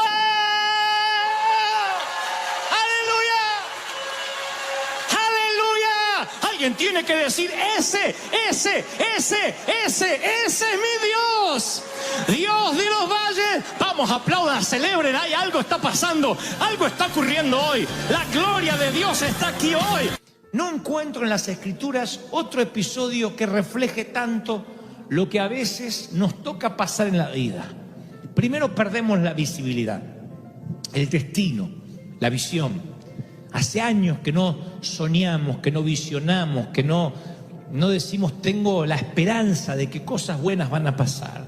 Después sentimos un frío en el alma, metafóricamente hablando, una sensación de vacío, de desdén, sentimos ansiedad. A eso se suma que no tenemos ganas de hablar con nadie, queremos nada más que salga el sol. se confluyen todos los elementos para hacernos sentir tristes.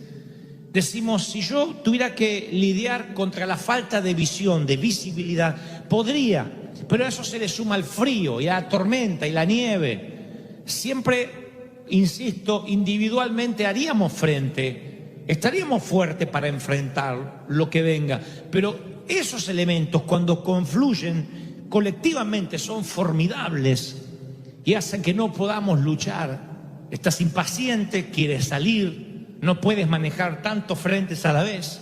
Así que regresemos a la historia de Pablo, el naufragio de Pablo o el presunto naufragio de Pablo. El versículo 20 de lo que relata Hechos 27 dice, parece una sentencia de muerte, dice: como pasaron muchos días sin que apareciera el sol ni las estrellas. 14 días estuvieron sin sol ni estrellas de noche, con nubosidad todo el tiempo. Como la tempestad seguía arreciando por 14 días, 2 semanas, perdimos toda esperanza de salvarnos. En 14 días. 14 días sin sol en alta mar te quitan la esperanza de vivir. 14 meses sin sol en un matrimonio te quitan la esperanza de continuar. 14 años sin sol en una empresa, en una compañía o en un país te quitan las ganas de soñar. Sean que sean días, meses, años u horas, te quitan todo vestigio de pensar que vas a salir adelante. 14 días dando tumbos, el océano retumbó, chapoteó, rugió. Los marineros se rindieron. Y cuando los marineros se rindieron, dice Hechos, que tiraron todos los enseres, alivianaron la nave, porque la nave cuanto más pesada, cada vez que parecía que se daba vuelta así, parecía que si se ponía vuelta de cuajo, se ahogaban todos. Dijeron, para que esto sea más una cáscara de nuez que un barco tan pesado, alivianemos. Tiraron todos los que tenían barriles, comida, vino, todo lo que había arriba del barco, lo arrojaron al mar. Luego lo anclaron, pero dice que el mar sacudía por 14 días la embarcación de manera tal que no había ancla que resista, y ahí los marineros dijeron, nos vamos a morir. Y cuando los marineros se rindieron, Pablo va a hablar.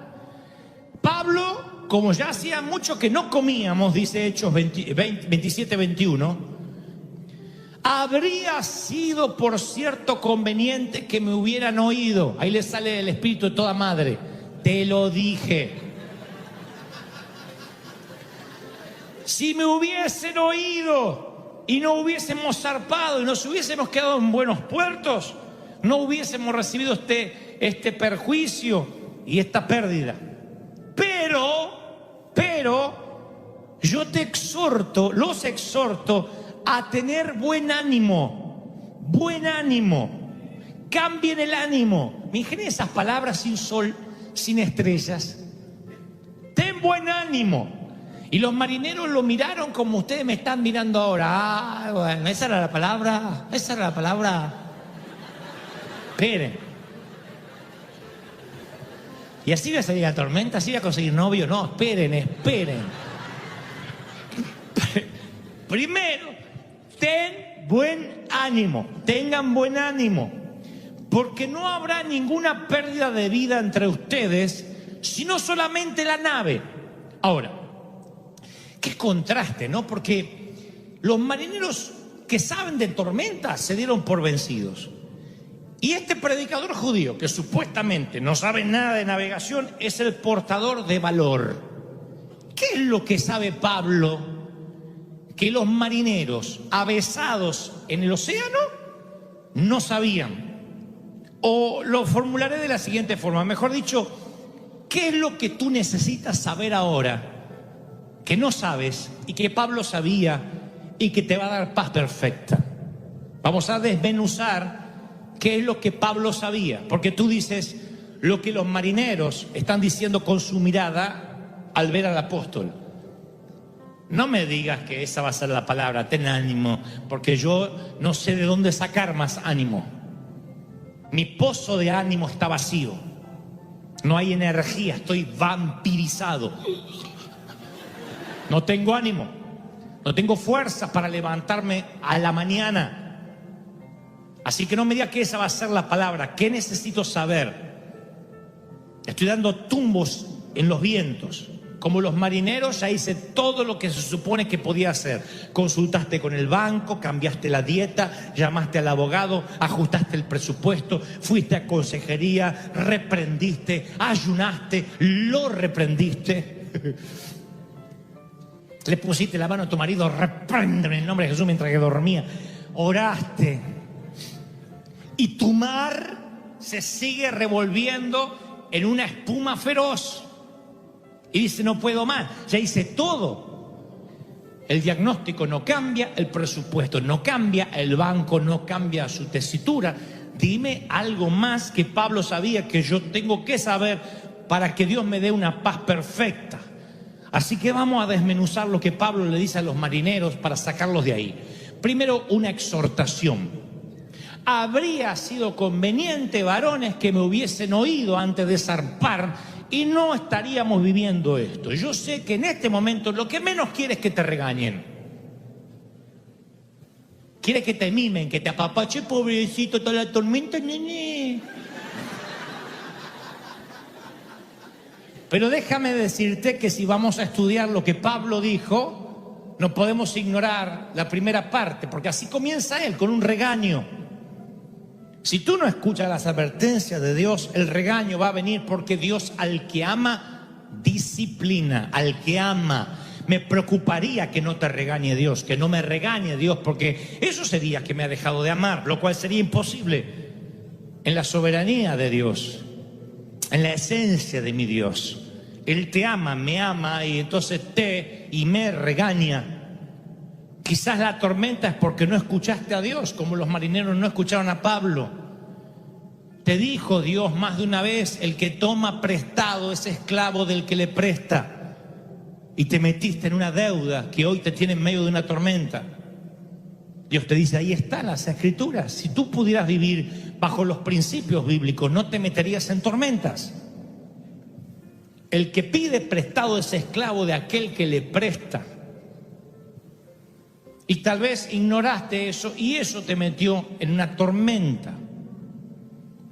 Aprende a vivir con la dádiva diaria, y te metiste en un auto para tener el lujo de tener un auto nuevo y mandarte la parte, y es un auto que hoy no puedes sostener ni pagar, y vives en una casa que no puedes pagar simplemente porque no seguiste principios bíblicos de saber vivir en la escasez y en la abundancia. Eso es saber cuándo puedes acceder a un mejor auto, a una mejor casa, a un viaje que hasta el día de hoy estás pagando en cuotas, porque decía, más si hay que vivir el hoy. Sí, pero eso es una palabra de Dios sacada de contexto. Basta el día con su afán no significa no planificar. Porque el hombre que no planifica es semejante a aquel que, queriendo edificar una torre, no mira primero si tiene los elementos necesarios para acabarla, no sea que cuando no la pueda acabar y sea una torre a medio terminar, todo el mundo le haga burla. Está en la Biblia. Entonces uno tiene que planificarse concienzudo.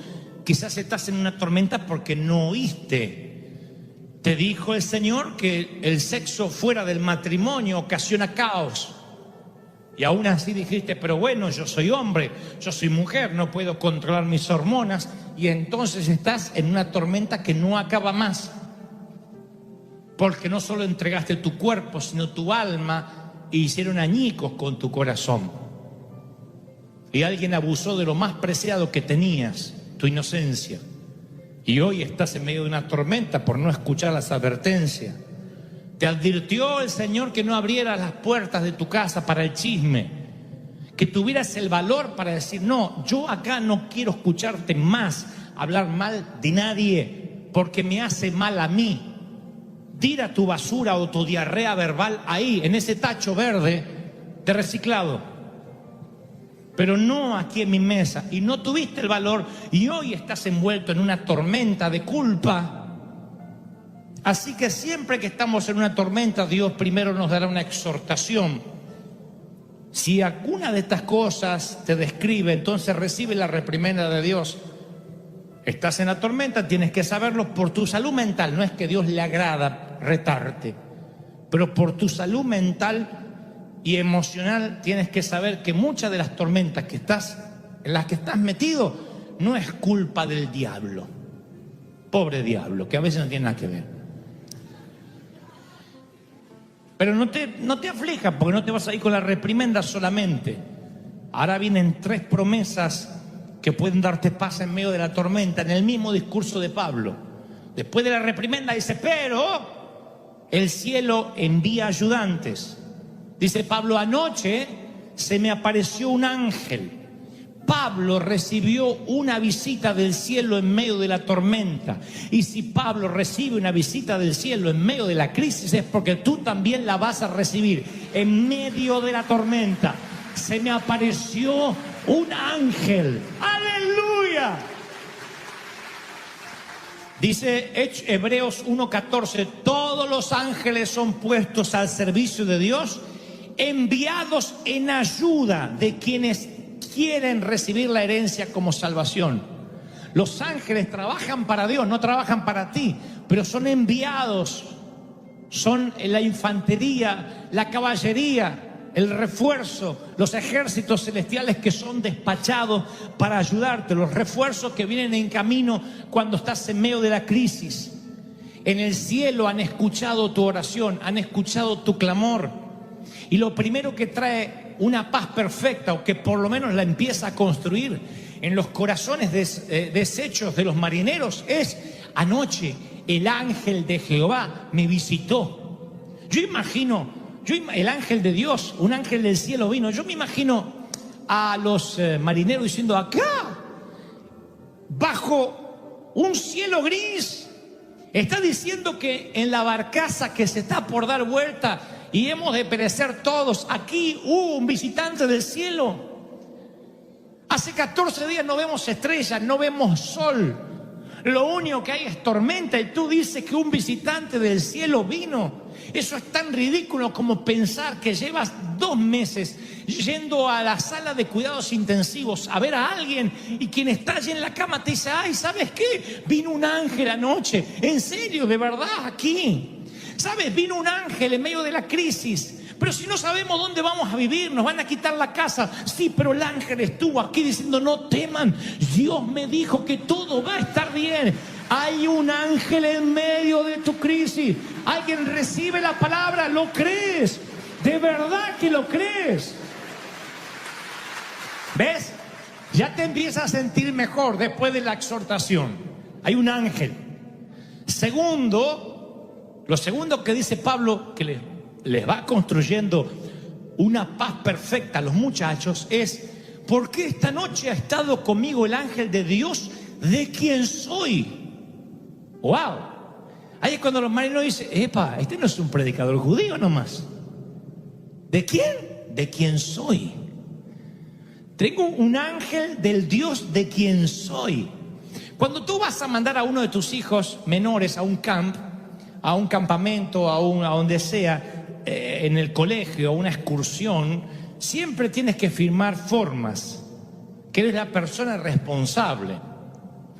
Y creo que cuando Dios permite que entres en una tormenta, Él firma una forma donde Él pone su nombre, y Él garantiza que a pesar de las tormentas vas a llegar sano y salvo a su puerto. Tú vas a llegar, porque tú eres su hijo y Él es tu padre. Ya no eres esclavo, sino eres hijo, porque Dios te hizo heredero. ¿Lo crees, sí o no? El Dios a quien soy. Así que el Dios de quien soy, el cielo, tiene un lugar para ti. ¿No te parece fascinante? Luego dice: esta noche ha estado conmigo el ángel de Dios, de quien soy y a quien sirvo. ¿A quién sirvo? Dios le dijo a Pablo que lleve el evangelio a Roma, y aún no había terminado la misión. Así que Pablo sabía que no se podía morir. Pablo dijo: no me puedo morir, porque Dios, cuando me subió a esta travesía, me dijo: vas a ir a llevar el evangelio a Roma. No es que Dios cambió de planes ahora. Y como yo tengo una misión, el barco no se puede hundir. Y quiero que sepas esto, aunque parezca algo infantil: tú no vas a vivir un día menos de los días que ya dispuso Dios. Parece una tontería, pero quiero que mastiquen y lo dijeran. Tú no vas a vivir ni un día menos de los días que ya dispuso Dios que vas a vivir. Dice la palabra en Salmo 139, 16. Yo no había vivido un solo día cuando tú habías decidido cuánto tiempo iba a vivir y lo habías anotado en tu libro. Lo único que tú y yo podemos hacer es cambiar la calidad de tus días y de mis días, pero no la cantidad. Los mensajes que Dios trae cada domingo acá es para cambiar tu calidad de vida hasta que Cristo venga, pero no la cantidad. No nos corresponde a nosotros cambiar la cantidad. Dios sabe cuántos días vas a vivir y si Dios tiene un trabajo para ti, Él te va a mantener vivo hasta que lo hagas. Yo te prometo que las aguas no te anegarán, dice Dios. Yo te voy a sacar de ahí. Es un proceso, no mueres en la tormenta, no naufragas, no termina ahogado tus días. Lo recibes, aleluya. Bueno, pero lo que dice Pablo empieza mal y termina también un poco mal, porque dice, esto les pasa por no hacerme caso. Pero tranquilos, el ángel de Jehová, el ángel de Dios, me visitó anoche. El ángel del Dios al quien soy y a quien sirvo. Y me dijo que no habrá pérdidas de vida. Solo perderemos el barco. Solo la nave. Ustedes dicen, bueno, pues si sabes que te vas a morir, ¿qué te importa el barco? Pero vamos a mirar finito lo que dice acá Pablo. Porque no es fácil perder el barco. Una vez que ya sabes que salvas tu vida, sientes alivio, pero después también quieres el barco. Siempre. Ese barco puede ser tu matrimonio, tu cuerpo, tu salud, tu empresa. Y gracias a tu barco, convengamos, te has mantenido a flote. Y ahora sin tu barco sientes que te vas a hundir. Y entonces te sientes mal. Dice, bueno, salvé la vida, pero no tengo barco. Y esta palabra va para los mismos que hace un momento dije, estás en una tormenta y tenían miedo a morir. Ahora tú dices, bueno, ok, el ángel está conmigo, tengo una misión, no me voy a morir. ¿Y por qué perdí la casa? Porque a veces los barcos se pierden en las tormentas. Porque Dios nos quiere enseñar a tener paz perfecta con o sin barco. A saber que vamos a llegar a destino con o sin barco. Tú puedes no tener una casa, vivir de prestado y sin embargo tener paz. O podrías tener una casa, pagar un mortgage y no tener paz nunca, porque una casa donde hay rencillas, donde hay rencor, no abunda la paz, y lo que quieres, como dijo Salomón, es preferible comer un mendrugo de pan en paz que tener un manjar en una mansión con una mujer rencillosa o con un hombre rencilloso. Entonces a veces creemos que la paz es la seguridad, tener el auto pago, no tener crédito. Si el dinero trajera la paz, entonces tendríamos aquí seminarios de economía, no de Biblia. No es esa la paz. El Señor dice, se perderá el barco. A veces por malas decisiones, por no escuchar una reprimenda, perdemos los navíos. Los perdemos. ¿Qué otra manera Dios tiene para enseñarnos dependencia divina si no es a veces dejarnos sin barco? ¿Cuándo es que aprendemos a confiar en Dios? ¿Cuando tenemos dinero? No. Si tú tienes un problema de baja estima, esto lo dije muchas veces y lo diré otra vez porque a veces lo olvidamos. Si tú dices, yo lucho con la baja estima, sáname, Dios no te va a elevar la estima, va a mandar gente para que traten de dañar tu estima, para que tú la fortalezcas. Recuerden que cuando uno se da una vacuna, la vacuna es nada más que un concentrado de la enfermedad de la cual quieres combatir. Entonces te inyectan esa misma enfermedad en una baja dosis para que subas tus defensas, suba el umbral del dolor. Cuando tú dices, dame paciencia, Señor, dame paciencia, Dios dice a Satanás, como dijo al mismo diablo con respecto a Job, bueno, atácalo un poquito, atácalo un poco, que se le pare el auto, que la familia esté más rebelde que nunca, que la suegra se le venga a visitar, porque me está pidiendo paciencia. ¿Cómo vas a tener paciencia si no viene la manera para que tú la eches a andar a la paciencia? Si tú oraste alguna vez por fe, vas a estar en tormentas donde vas a tener que usar la fe. Si no, nunca vas a saber si tienes fe. Nosotros pensamos que tener fe es ausencia de problemas. No, tener fe es problemas y operar la fe por encima de esos problemas. ¿Sí? Entonces, ¿cómo vas a aprender a vivir en lo mucho y en lo poco si nunca tuviste poco? Si nunca perdiste un barco. Dios tiene que saber que tú vas a tener paz independientemente del dinero que tengas en el banco. Tu bolsillo no puede regular tu paz. Tu paz tiene que ser porque el ángel de Jehová te visitó anoche y te dijo, aunque pierdas todo, yo estoy contigo, dice Dios. ¿Cuántos reciben esta palabra? Díganme amén. ¡Aleluya! ¿La están recibiendo, sí o no?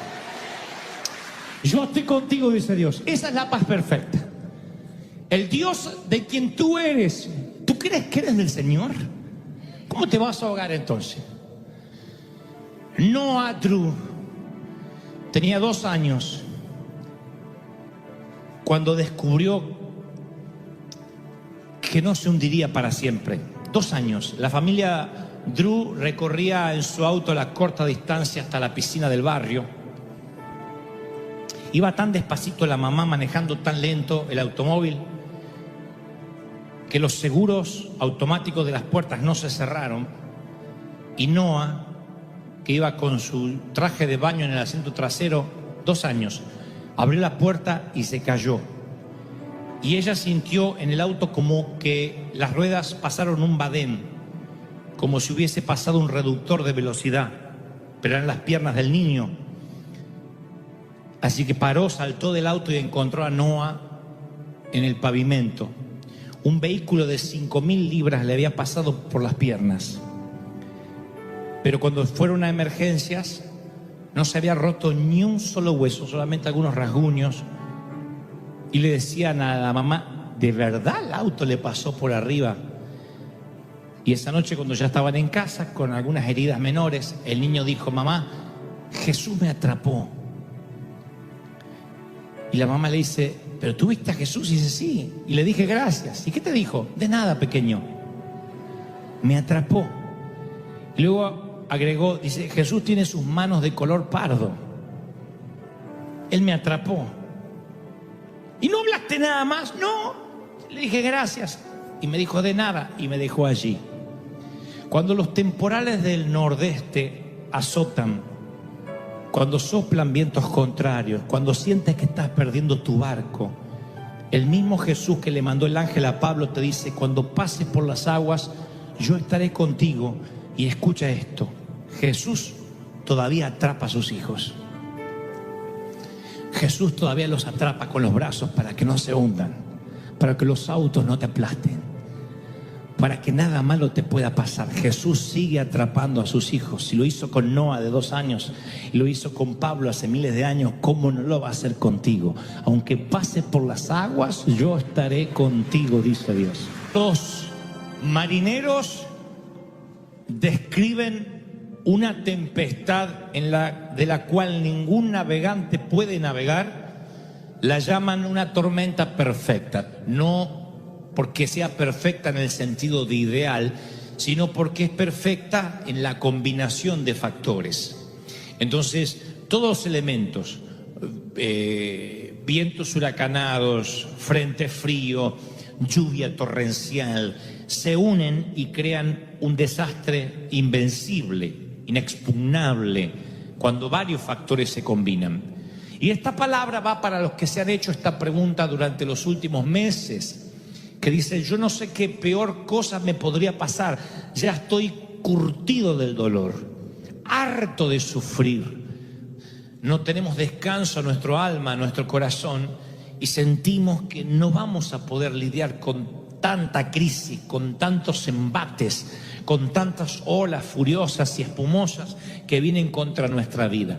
Pablo, el apóstol, tiene una palabra para los que estamos o los que están viviendo esa situación. Dice, y la paz de Dios, se lo dice a la iglesia de Filipo 4:7, y la paz de Dios, que sobrepasa todo entendimiento, cuidará tu corazón y tus pensamientos en Cristo Jesús.